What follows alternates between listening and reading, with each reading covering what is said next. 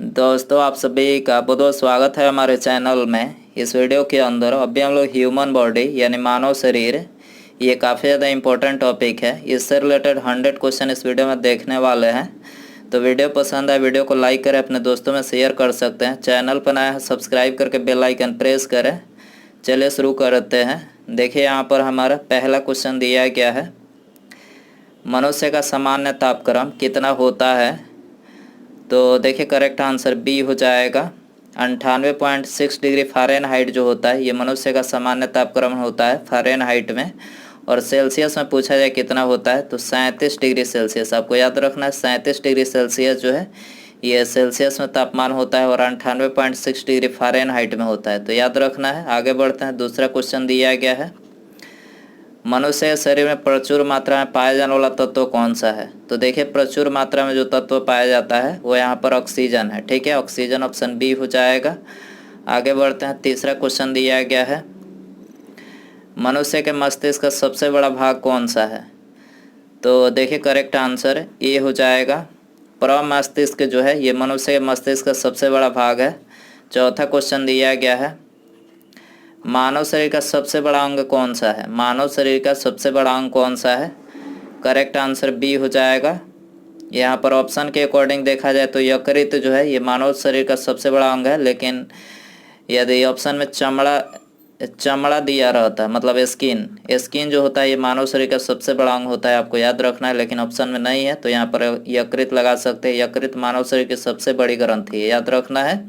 और सबसे छोटी ग्रंथि पूछा जाए तो सबसे छोटी जो ग्रंथि है वो है पीयूष ग्रंथि, जिसे पिट्यूटरी ग्रंथि के नाम से भी जाना जाता है। पांचवा क्वेश्चन दिया गया है, परमाणु रिएक्टर में मंदक और प्रशीतक के रूप में किसका प्रयोग किया जाता है। तो मंदक और प्रशीतक के रूप में भारी जल, जिसका अणु सूत्र होता है D2, भारी जल का प्रयोग किया जाता है मंदक के रूप में। मानव रक्त का पीएच मान कितना होता है। मानव रक्त का पीएच मान कितना होता है। करेक्ट आंसर ये हो जाएगा 7.4 जो होता है ये मानव रक्त का पीएच मान होता है। मनुष्य में रक्तचाप किस ग्रंथि के द्वारा नियंत्रण होता है। किस ग्रंथि के द्वारा नियंत्रण होता है। करेक्ट आंसर ये हो जाएगा एंट्रीनल ग्रंथि के द्वारा जो है मनुष्य में रक्तचाप नियंत्रित होता है। मनुष्य शरीर में सबसे छोटी हड्डी कौन सी होती है। सबसे छोटी हड्डी जो होती है वो स्टेपिस होती है। कहाँ पाई जाती है, कान में पाई जाती है सबसे छोटी हड्डी। और सबसे बड़ी हड्डी जो होती है वो फीमर होती है जो कि जांघ की हड्डी होती है। आगे बढ़ते हैं। मनुष्य शरीर में सबसे बड़ी हड्डी कौन सी होती है। तो सबसे बड़ी हड्डी तो बता ही चुके हैं कि फीमर, जांघ की हड्डी सबसे बड़ी हड्डी होती है। बुढ़ापे में कौन सी ग्रंथि लुप्त हो जाती है। तो बुढ़ापा किस ग्रंथि के खत्म होने के कारण से आता है। तो करेक्ट आंसर हो जाएगा ऑप्शन बी, थाइमस ग्रंथि के कारण से, मतलब इसके लुप्त हो जाने के कारण से जो है बुढ़ापा मनुष्य में समय से पहले आ जाता है। मनुष्य के रक्त में कौन सी धातु पाया जाता है। तो कौन सी धातु पाया जाता है। करेक्ट आंसर सी हो जाएगा, लोहा धातु। मनुष्य के रक्त में कौन सी धातु, लोहा धातु पाया जाता है। मानव शरीर में क्रोमोसोम यानी गुणसूत्रों की संख्या कितनी होती है।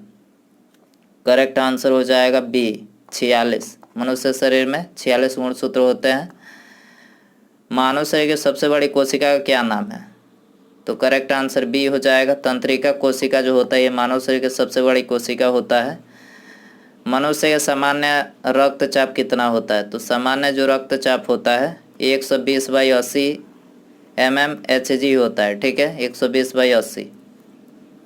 मानव शरीर का रक्त बैंक किसे कहते हैं। मानव शरीर का रक्त बैंक किसे कहते हैं। करेक्ट आंसर ये हो जाएगा, प्लीहा को मानव शरीर का रक्त बैंक कहा जाता है।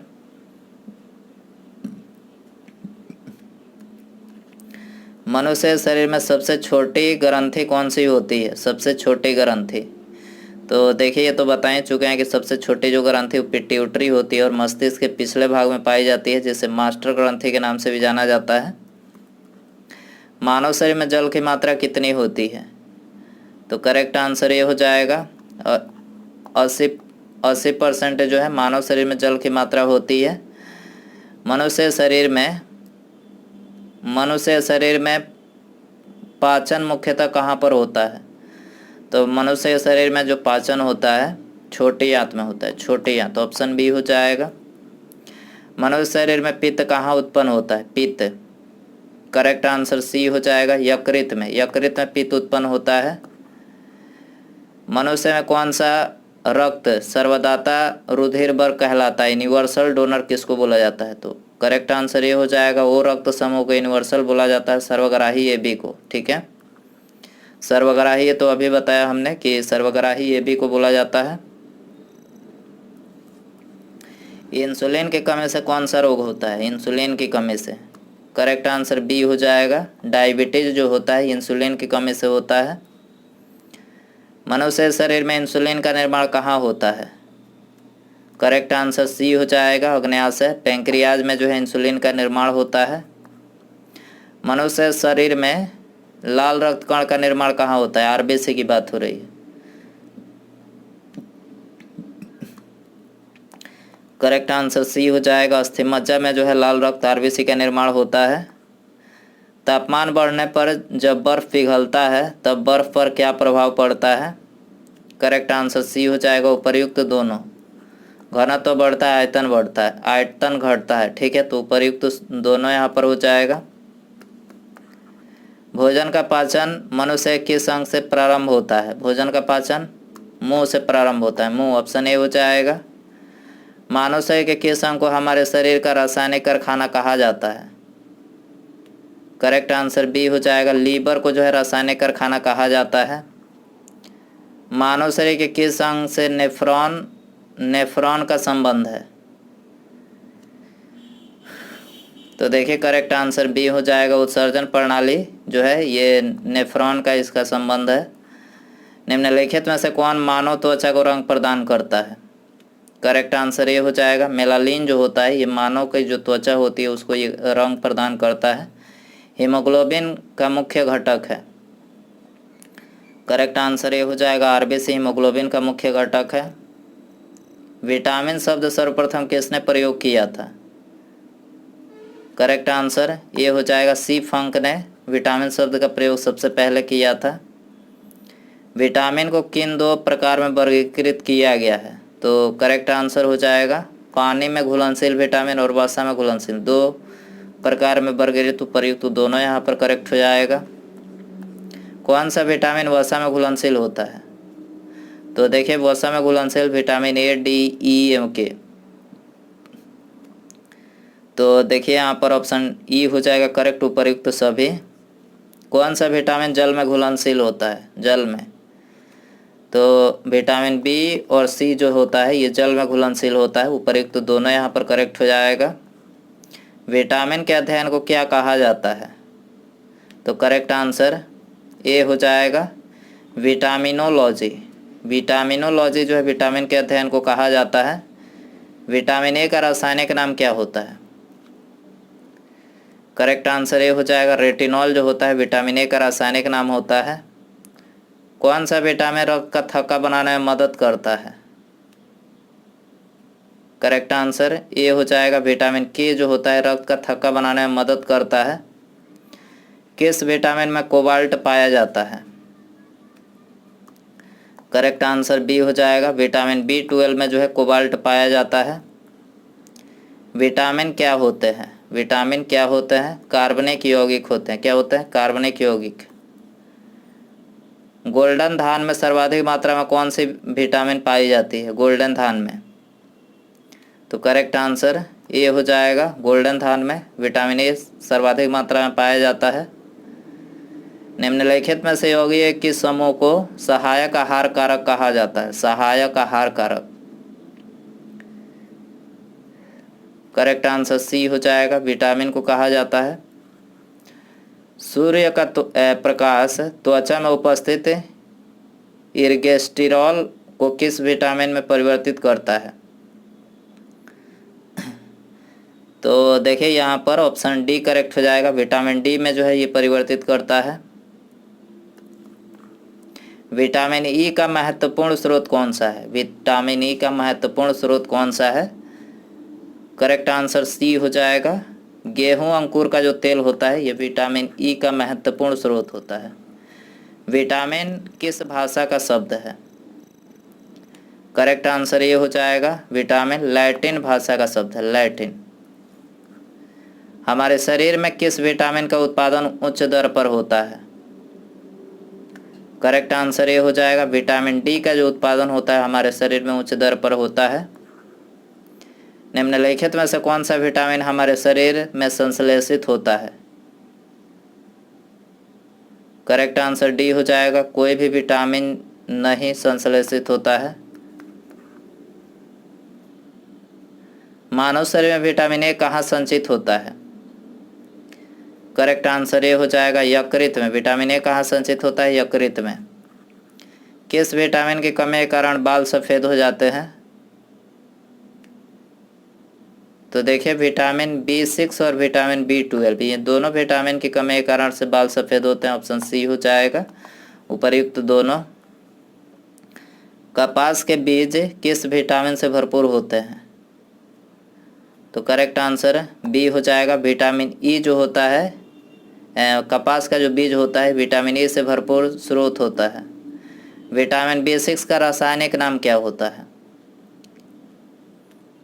करेक्ट आंसर बी हो जाएगा पायरिडॉक्सिन जो होता है विटामिन B6 का रासायनिक नाम होता है। विटामिन B7 का रासायनिक नाम क्या होता है? करेक्ट आंसर सी हो जाएगा बायोटिन जो होता है विटामिन B7 का रासायनिक नाम होता है। विटामिन सी का रासायनिक नाम क्या होता है? करेक्ट आंसर सी हो जाएगा स्कर्बिक अम्ल जो होता है विटामिन सी का रासायनिक नाम होता है। सूर्य के प्रकाश से कौन सा विटामिन मिलता है? करेक्ट आंसर डी हो जाएगा विटामिन डी जो होता है ये सूर्य के प्रकाश से मिलता है। पुरुषों या महिलाओं में जनन की बीमारी किस विटामिन की कमी से होता है? करेक्ट आंसर सी हो जाएगा विटामिन ई जो होता है, विटामिन ई की कमी से जो है पुरुषों और महिलाओं में जनन की बीमारी होती है। छीली हुई सब्जी को धोने से कौन सा विटामिन निकल जाता है? करेक्ट आंसर सी हो जाएगा विटामिन सी। छीली हुई सब्जियों को धोने से निकल जाता है। कैल्शियम की कमी मुख्य रूप से किस विटामिन के अभाव में होती है? करेक्ट आंसर ये हो जाएगा विटामिन डी के अभाव की कमी से होता है। ठीक है, कैल्शियम की कमी। किस विटामिन को एंटी कैंसर विटामिन भी कहते हैं? एंटी कैंसर विटामिन भी कहते हैं। करेक्ट आंसर ये हो जाएगा विटामिन ए को एंटी कैंसर विटामिन भी कहते हैं। हमारे शरीर में कौन सा विटामिन सबसे तीव्रता से बढ़ता है? करेक्ट आंसर डी हो जाएगा विटामिन डी। यह हमारे शरीर में अधिक तीव्रता से बढ़ता है। किस विटामिन को सौंदर्य विटामिन भी कहते हैं? तो करेक्ट आंसर डी हो जाएगा विटामिन ई को जो है सौंदर्य विटामिन भी कहते हैं। साइनोकोबाल्मिन क्या है? साइनोकोबाल्मिन क्या है? तो विटामिन B12 जो होता है ये साइनोकोबाल्मिन का रासायनिक नाम होता है। साइनोकोबाल्मिन जो होता है ये विटामिन B12 का रासायनिक नाम होता है। ठीक है, उस ग्रंथि का नाम बताएं जो अन्य अंतःस्रावी ग्रंथियों के कार्य को नियंत्रित करता है। करेक्ट आंसर ये हो जाएगा पिट्यूटरी ग्रंथि जो होती है ये अन्य अंतःस्रावी ग्रंथियों के कार्य को नियंत्रित करता है। मानव शरीर की कौन सी कोशिकाएं प्रायः मानव शरीर के सैनिक कहलाते हैं? मानव शरीर की कौन सी कोशिकाएं प्रायः मानव शरीर के सैनिक कहलाते हैं? करेक्ट आंसर बी हो जाएगा WBC कहलाते हैं। माइक्रोस्कोप के माध्यम से देखे जाने वाले कोशिकाओं, ऊतकों और अंगों के माइक्रो एनाटॉमी का अध्ययन क्या कहलाता है? तो करेक्ट आंसर सी हो जाएगा ऊतक विज्ञान हिस्टोलॉजी। यहाँ पर ऑप्शन सी उपर्युक्त दोनों ही करेक्ट हो जाएगा। बेरिएट्रिक सर्जरी किसी व्यक्ति के डैश में परिवर्तित करते हैं? Bariatric surgery. Correct answer C हो जाएगा पाचन तंत्र। किसी व्यक्ति के पाचन तंत्र में परिवर्तित करते हैं। ठीक है, बेरिएट्रिक सर्जरी। मादा पुष्प के किस भाग में निषेचन होता है? करेक्ट आंसर बी हो जाएगा, अंडाशय में निषेचन होता है। डीएनए मुख्य रूप से कोशिका के डैश में संग्रहित होती है, तो डीएनए मुख्य रूप से करेक्ट आंसर ये हो जाएगा, कोशिका के नाभिक में संग्रहित होती है।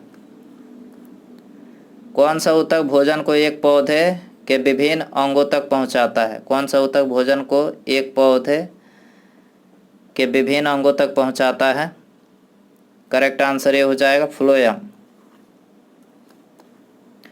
विषाणु में क्या पाया जाता है? न्यूक्लिक एसिड और प्रोटीन विषाणु में पाया जाता है। उपयुक्त दोनों यहाँ पर हो जाएगा। तेल टैंकर में प्रयोग होने वाला शब्द बैरल कितने लीटर के बराबर होता है? करेक्ट आंसर ये हो जाएगा, 159 लीटर के बराबर होता है। तेल बैरल जो होता है, एक बैरल।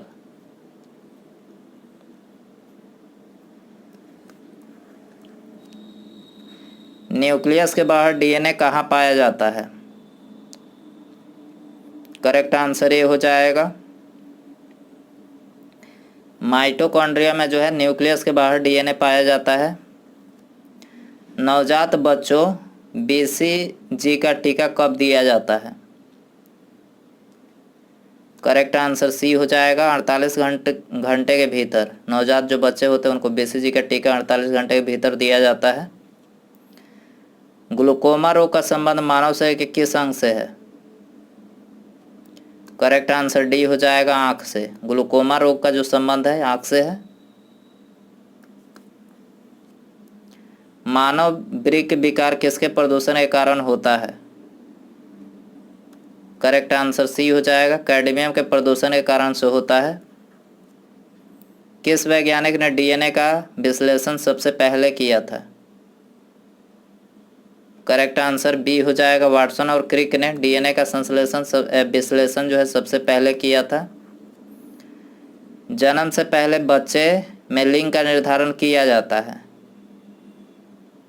माँ का भ्रूण में, माँ का जो भ्रूण होता है उसमें लिंग का निर्धारण किया जाता है। थायराइड ग्रंथि के खराब होने का मुख्य कारण क्या है?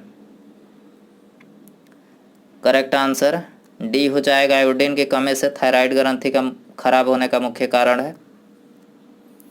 वात परागन किसके द्वारा होता है? करेक्ट आंसर सी हो जाएगा, वायु के द्वारा वात परागन होता है। निम्न में से किसमें प्रति ग्राम प्रोटीन की मात्रा सबसे अधिक होती है? तो करेक्ट आंसर सी हो जाएगा, सोयाबीन में जो है प्रोटीन की मात्रा जो होती है वो सबसे अधिक होती है। कौन सा हार्मोन स्तन से दूध निकालने में मदद करता है? जब बच्चा स्तन से दूध निकालने में मदद करता है, तो यहाँ पर करेक्ट आंसर ये हो जाएगा, प्रोलैक्टिन हार्मोन। Prolactin hormone. उभयचरो थलचर जल थलचर के अध्ययन संबंधित विज्ञान को क्या कहते हैं? तो देखिए इसको करेक्ट आंसर ये हो जाएगा, उभय सूर्प विज्ञान। उभय सूर्प विज्ञान कहते हैं। किस पोषक तत्व की कमी से आंखों की बीमारी रतौंधी होती है? करेक्ट आंसर सी हो जाएगा, विटामिन ए की कमी से जो है आंखों की बीमारी रतौंधी होती है। किस इंसान को हाइपरमेट्रोपिया है? नेत्र रोग विशेषज्ञ उसकी दृष्टि को ठीक करने के लिए किस प्रकार के लेंस का सुझाव देंगे? तो करेक्ट आंसर बी हो जाएगा, उत्तल लेंस का सुझाव देंगे। हाइपरमेट्रोपिया है तो ठीक है। आगे बढ़ते हैं। हीमोग्लोबिन और मायोग्लोबिन दोनों के गठन के लिए डैश की आवश्यकता होती है? तो करेक्ट आंसर सी हो जाएगा, आयरन की आवश्यकता होती है हीमोग्लोबिन और मायोग्लोबिन दोनों के गठन के लिए। मृदा संरक्षण की उस विधि को क्या कहते हैं जिसमें तटीय प्रदेशों और शुष्क प्रदेशों में पवन की गति को रोकने के लिए वृक्ष कतारों में लगाए जाते हैं ताकि मृदा आवरण को बचाया जा सके? तो इसको रक्षक मेखलाएं कहते हैं, रक्षक मेखलाएं। ऑप्शन ए हो जाएगा।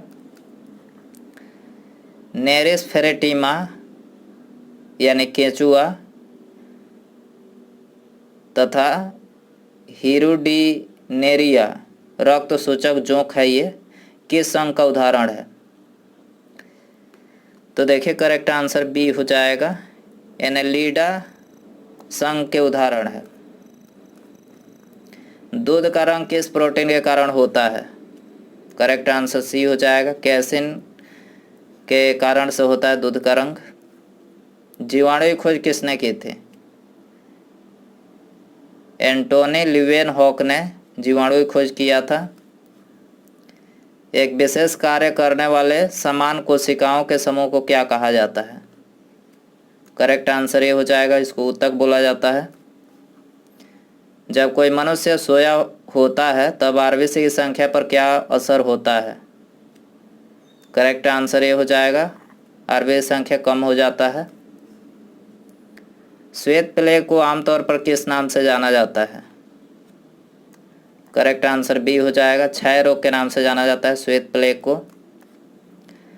प्रकाश संश्लेषण वनस्पति कोशिकाओं में स्थित डैश में होता है। प्रकाश संश्लेषण वनस्पति कोशिका में स्थित डैश में होता है। करेक्ट आंसर ऑप्शन बी हो जाएगा, क्लोरोप्लास्ट में होता है, क्लोरोप्लास्ट। कौन सी कोशिकाएं पौधों के विभिन्न अंगों को जन्म देती है और पौधों को बढ़ने में मदद करती है? तो करेक्ट आंसर सी हो जाएगा, मेरिस्टेमेटिक कोशिकाएं पौधों के विभिन्न अंगों को जन्म देती है और पौधों को बढ़ने में मदद करती है। कौन सा प्रोटीन रक्त का थक्का बनाने में मदद करता है? करेक्ट आंसर बी हो जाएगा, फिब्रोनोजन जो प्रोटीन होता है रक्त को थक्का बनाने में मदद करता है। जिन प्राणियों में कोशिकाओं 3 भ्रूणीय स्तरों में व्यवस्थित होती है उन्हें डैश कहते हैं? तो करेक्ट आंसर बी हो जाएगा, त्रिकोरकी कहते हैं। किसी जीवित शरीर के अंदर कोशिका या ऊतक की मृत्यु को क्या कहते हैं? करेक्ट आंसर बी हो जाएगा, नेक्रोसिस। जमाई क्यों आती है? करेक्ट आंसर ये हो जाएगा, फेफड़े में कार्बन डाइऑक्साइड बढ़ने के कारण से जो है जमाई आती है। कौन सा विटामिन रक्त स्कंदन में मदद करता है? करेक्ट आंसर बी हो जाएगा, विटामिन के जो होता है रक्त स्कंदन में मदद करता है। मनुष्य के आँख के रंग कौन निर्धारित करता है? मनुष्य के आँखों का रंग कौन निर्धारित करता है? परितारिका, ऑप्शन बी यहाँ पर हो जाएगा। प्लाज्मा का रंग कौन सा होता है? प्लाज्मा का रंग कौन सा होता है? करेक्ट आंसर ये हो जाएगा, पीला होता है। जीव कोशिकाओं में आनुवांशिक लक्षणों के नियंत्रण में कौन उत्तरदायी है? जीव कोशिकाओं में आनुवांशिक लक्षणों के नियंत्रण में कौन उत्तरदायी है? करेक्ट आंसर ये हो जाएगा, डीएनए उत्तरदायी है। वयस्क मनुष्य में कितने लीटर खून होता है? 5 से 6 लीटर, डी आंसर हो जाएगा। मानव शरीर के रक्त का पीएच मान कितना होता है? करेक्ट आंसर सी हो जाएगा, 7.4 जो होता है ये मानव शरीर के रक्त का पीएच मान होता है। आरबीसी का कब्रिस्तान किसे कहते हैं? ये आप सभी के लिए क्वेश्चन रखते हैं, इसका आंसर आपको कमेंट में बताना है। आरबीसी का कब्रिस्तान किसे कहते हैं? सही आंसर कमेंट बॉक्स में जरूर बताएं। और वीडियो पसंद आया हो तो प्लीज़ वीडियो को लाइक कर दें, अपने दोस्तों में शेयर कर सकते हैं। चैनल पर नया है सब्सक्राइब करके बेल आइकन प्रेस करें। ठीक है, मिलते हैं अगले वीडियो में। नमस्कार, जय हिंद, जय भारत।